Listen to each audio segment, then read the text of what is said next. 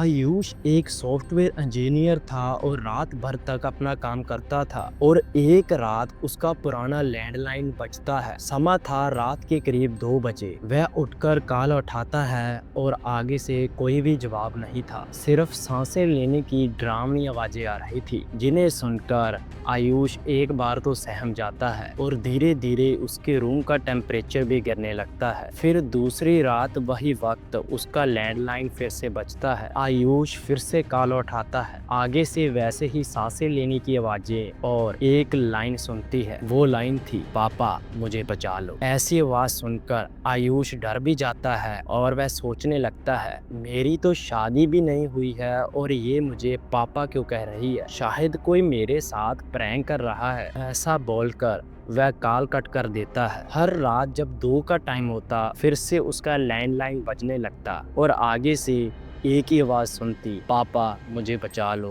पापा मुझे बचा लो। ऐसा करीब 10-15 दिन तक सेम वक्त पर होता रहा। आयुष को शक हो रहा था और वह डरने लग गया था कि इतनी रात को एक छोटी बच्ची जो सहमी हुई है और उसकी आवाज में डरावनापन था, वह मुझे पापा क्यों बुला रही है और बचाने की बातें क्यों कर रही है। ना ही उसने किसी की बच्ची के साथ कुछ ऐसा किया था। उसके बाद पीयूष हर कॉल को रिकॉर्ड करने लगता है। घड़ी 1:49 पर रुक जाती है और हर टाइम की तरह 2 बजे उसका लैंडलाइन बजने लगता है। वो जब भी फोन उठाता था उसके रूम का टेम्परेचर गिरना शुरू हो जाता था और धीरे धीरे उसके दिल के अंदर डरावना खौफ पैदा हो रहा था। फिर एक रात उसके कान की साइड से एक आवाज कहती हुई सुनती है, मैं यहाँ हूँ सिर्फ तुम्हारे लिए। जिसे सुनकर उसके पैरों तले जमीन निकल जाती है, हाथ पैर कांपने लगते हैं। सोचता है कि इस रूम में मैं अकेला हूँ और ये आवाज किसकी है, लेकिन उसको कुछ भी समझ नहीं आता और वह डर के मारे सो जाता है। दिन भर दिन वही वक्त वही कालें आने लगती हैं और आयुष में डर का माहौल पैदा होने लगता है। आयुष को फिर हर रात धीरे धीरे कई अजनबियों के चेहरे दिखने लगते हैं। मिरर में, विंडो के बाहर और सोने के बाद सपने में वह देखता है कि उसे एक छोटी सी बच्ची दिखाई देती है जिसका चेहरा पूरी तरह जला हुआ था और उसकी आंखों में डर था और वह रो रही थी और कहीं छुपकर उसे देख रही है और उसे आवाजें लगा रही है और कहीं छुपकर उसे देख रही है और जोर जोर से आवाजें लगा रही है, पापा पापा मुझे बचा लो। ऐसे और कई बच्चों के चेहरे उसे हर रात दिखने लगते हैं और आयुष का मानसिक संतुलन बिगड़ जाता है और उसे कुछ भी समझ नहीं आ रहा था वह क्या करे, किसके पास जाए, क्योंकि वह अपना घर छोड़कर कश्मीर में एक फ्लैट में रहता था और उसका सारा परिवार गांव में था। आयुष फिर अपने रूम में कैमरा लगवाता है और फुटेजेस देखता है कि वह रात को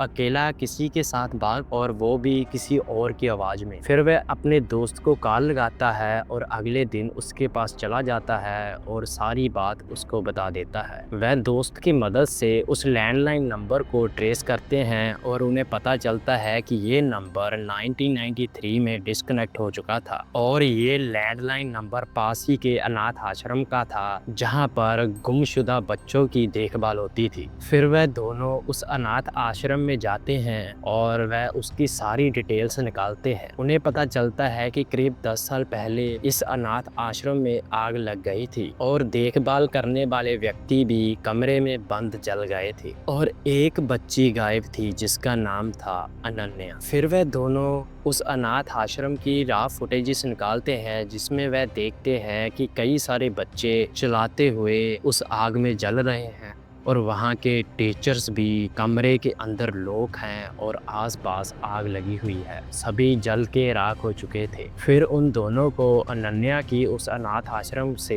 एक डायरी मिलती है जिसके ऊपर लिखा हुआ था, मैं फोन बूथ से अपने पापा को बुलाऊंगी और वह मुझे ले जाएंगे और मुझे आग से बचा लेंगे। ऐसा देखकर दोनों के होश उड़ जाते हैं। फिर आयुष के दोस्त की वहाँ के पुराने लैंडलाइन बूथ पर आग पड़ती है और वह दोनों उसके पास जाते हैं और देखते हैं कि वह फोन बूथ पूरी तरह जल चुका था और उसकी लाइन भी पूरी तरह डेड हो चुकी थी और वह सोच में पड़ जाते हैं कि अगर ये लैंडलाइन नंबर डेड है तो इस नंबर से इतनी रात को कॉल कैसे हो रही थी और वह बच्ची इतनी छोटी कॉल कैसे कर रही थी। वह डर के मारे वहां से भाग जाते हैं। आयुष जब घर पहुंचता है और रात के करीब 2 बजे फिर से कॉल आती है। डर के मारे आयुष उस कॉल को उठाता है और आगे से वही बच्ची अपनी आवाज में बोलती है, पापा आप आ गए, अब मुझे बचा लोगे। ऐसी बात सुनते ही आयुष पूरी तरह चेंज हो जाता है। उसके बाल एकदम से गिरने लगते हैं, आंखें पूरी तरह लाल हो चुकी थी और उसके मुंह में से खून निकलने लगता है और वह अपनी बॉडी से पूरा संतुलन खो देता है। और वह लड़की फोन बूथ में से बोल रही थी, जल्दी से बेसमेंट में आ जाओ, मैं वहां आपका इंतजार कर रही हूँ। आयुष की बॉडी पर उसका कोई भी कंट्रोल नहीं था। ऐसा लग रहा था कि कोई अजीब सा साया उसकी बॉडी के अंदर घुस चुका है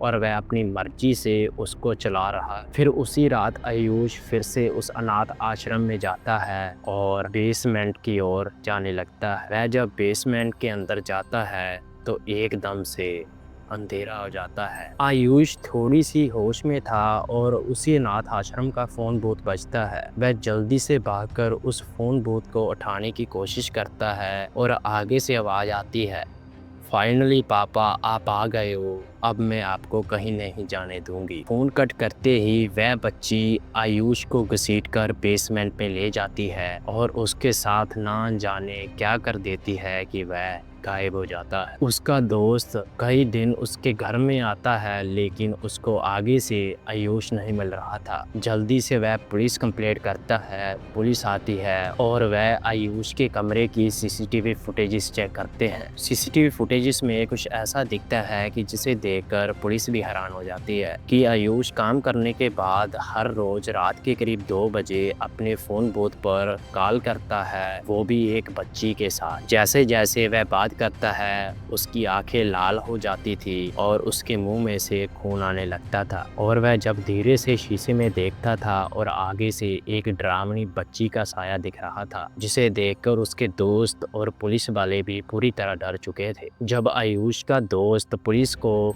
उस अनाथ आश्रम के बारे में बोलता है और वह सभी उस अनाथ आश्रम में चले जाते हैं और वहां बेसमेंट में उनको आयुष की लाश मिलती है और बच्ची की आवाज आने लगती है, आखिरकार आप सभी मुझे बचाने के लिए आ गए हो। ऐसा सुनकर पुलिस वाले और उसका दोस्त आयुष की बॉडी लेकर अनाथ आश्रम से बाहर आ जाते हैं और आज वह अनाथ आश्रम पूरी तरह सील्ड है और आज उसके अंदर कोई भी नहीं जा सकता। आज भी अनन्या एक नया पापा ढूंढ रही है और हर रात लोगों को फोन करती है और कहती है, पापा मुझे बचा लो। अगर कोई भी आगे से कॉल उठाता है और उस बच्ची से बात करने लगता है, वह आयुष जैसा ही बन जाता है। वहाँ के लोकल्स कहते हैं कि रात के करीब 2 बजे अपने फोन बूथ से दूर रहो। अगर कोई भी उस कॉल को उठाता है उनका वजूद खत्म हो जाता है और वह व्यक्ति किसी और का पापा बन जाता है हमेशा के लिए और अपनी जान पर खेल लेता है। और जब उसका दोस्त एक तांत्रिक की मदद लेता है और वह तांत्रिक उसको बताता है कि पीयूष की आत्मा आज भी अनाथ आश्रम के उस फोन बूथ के ऊपर घूम रही है, जोर जोर से बोलता है कि उसने अनन्या को वादा किया था कि वह उसे कभी नहीं छोड़ेगा। ऐसी ऐसी बातें सुनकर दोस्त भी कश्मीर छोड़कर चला जाता है, लेकिन आज भी आयुष के घर वालों को कोई भी ठोस सबूत नहीं मिला, जिसकी वजह से सारा परिवार डर के माहौल में जी रहा है। अगर दोस्तों आपको भी रात के वक्त 2 बजे कोई फ़ोन कॉल आए और आगे से कोई भी बच्ची बोले तो उस फ़ोन को कट कर देना और कभी भी उसका आगे से जवाब मत देना। ऐसे ही और स्टोरी सुनने के लिए इस चैनल को सब्सक्राइब करना मत भूलना।